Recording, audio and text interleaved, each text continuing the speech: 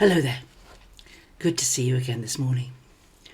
I'm continuing really where I left off yesterday because I've been thinking about the wonderful way in which Scripture from Old Testament and New Testament come together to teach us many things and to deepen our understanding of what God has done for us.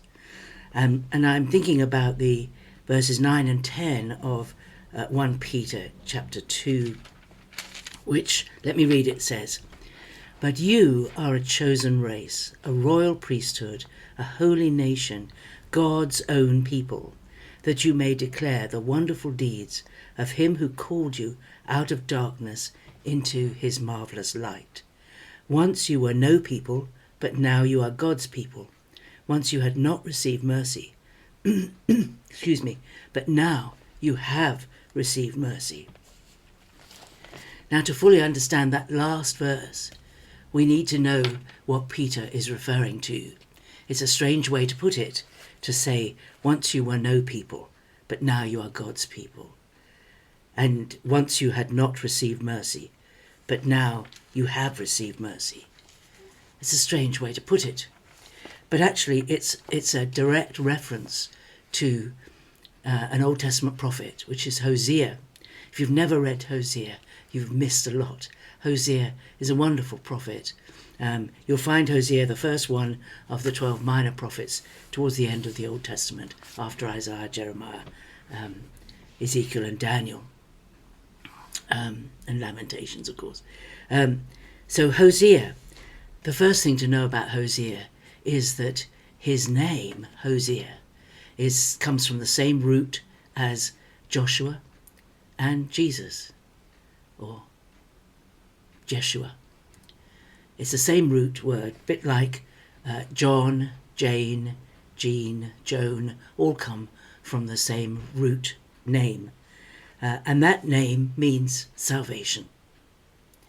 Hosea, of all the prophets, lived out. He was a living parable. His life was a living parable.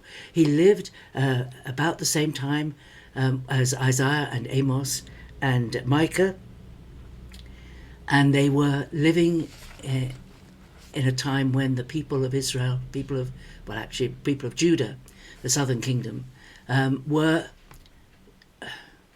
so materialistic and had gone so far away from God that in Hosea's understanding, it was like a prostitute, a wife becoming a prostitute.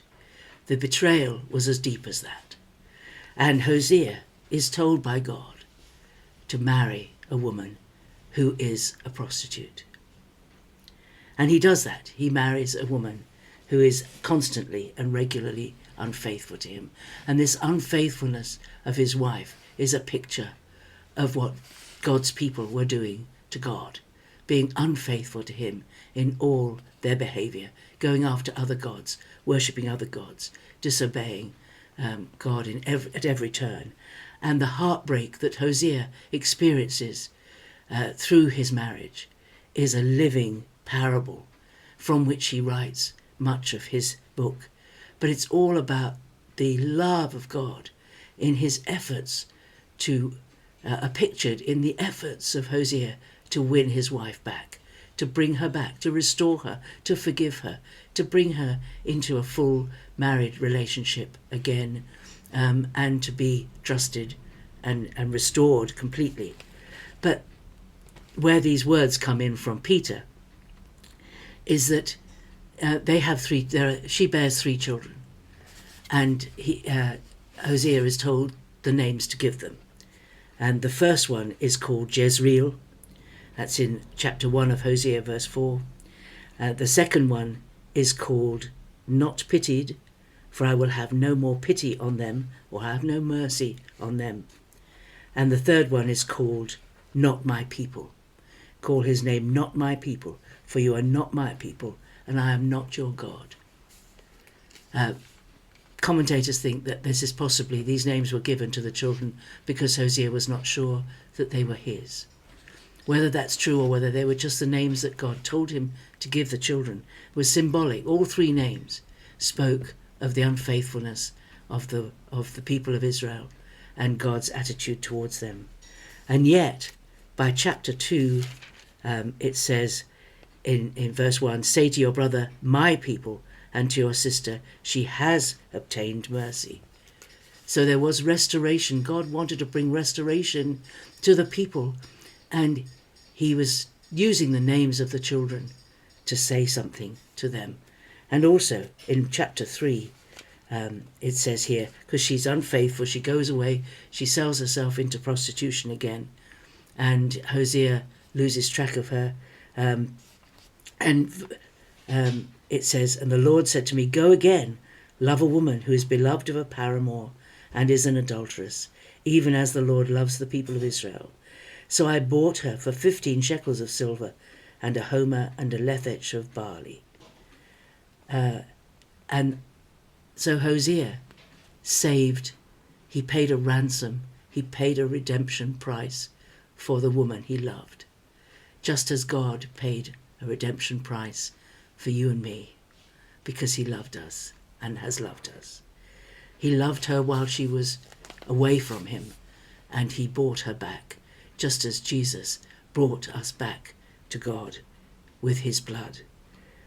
And in verse 23 of chapter 2, it says, I will have pity on not pitied, and I will say to not my people, you are my people.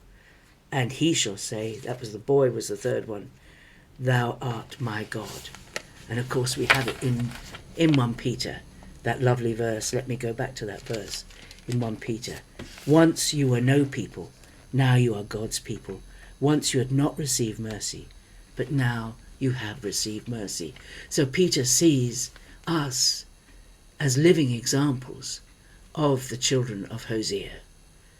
That just as God wanted to bring them back to himself, restore them, change their name. He changed their name from a negative name to a positive name. And he's changed us right down to our names. He's changed us. We are no longer, do not ever call yourself, do not ever say, I'm just a sinner saved by grace. You are not just a sinner saved by grace. What you can say is, once you could call me a sinner, now you have to say, call me the righteousness of God. I've changed my name. I've changed my identity. I am not what I once was. I have been changed right to the core of my being. My name has been changed. And how often in the Old Testament do we see people of God having their names changed? Because names do so represent what we're like and who we are. Think about Naomi, Ruth's mother-in-law, changed her name. Jacob was renamed Israel. Abram was renamed Abraham. Sarai was renamed Sarah. Giving a new name, changing the identity. God changes us that radically, right down into the core of our being. He changes who we are. Don't see yourself as a wretched sinner. No, you are a glorious, saved person. Once you were no people, now you are God's people. Once you'd not received mercy, now you have received mercy. You have received something no one can ever rob you of again. God bless you. Have a great day. Read Hosea if you get a chance. Beautiful book. Some wonderful phrases in. Wonderful. I get excited, don't I? How wonderful. God bless you. See you tomorrow. Bye-bye.